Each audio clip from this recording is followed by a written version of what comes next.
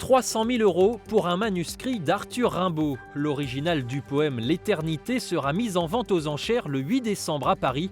Au total, 200 pièces de Baudelaire, Verlaine ou Victor Hugo.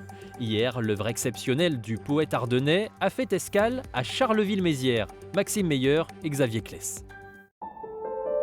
Elle est retrouvée. Quoi ?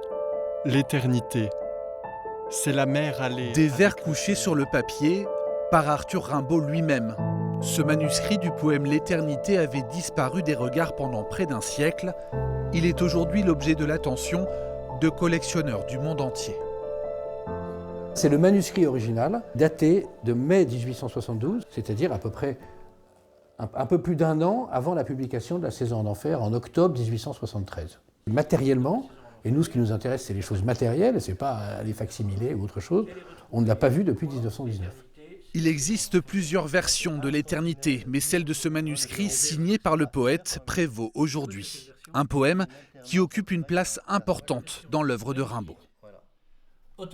Ce poème étant le sommet d'Alchimie du Verbe, le sommet de joie, je devins un opéra fabuleux. C'est ce qu'il écrit dans Alchimie du Verbe, c'est-à-dire que c'est un moment d'apothéose, où il y a une espèce de moment figé qui est l'éternité, où il y a une réconciliation des contraires, la mer et le soleil. On est au cœur de la tentative poétique de Rimbaud.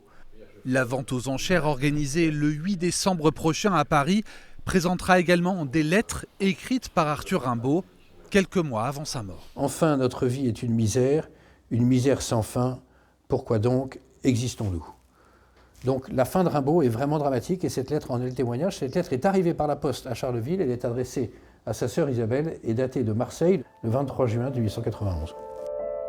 Dernière pièce majeure de la vente, ce texte manuscrit et ce dessin d'un autre poète, Charles Baudelaire, une œuvre qui aurait, selon certains experts, inspiré à Rimbaud son célèbre bateau-ivre.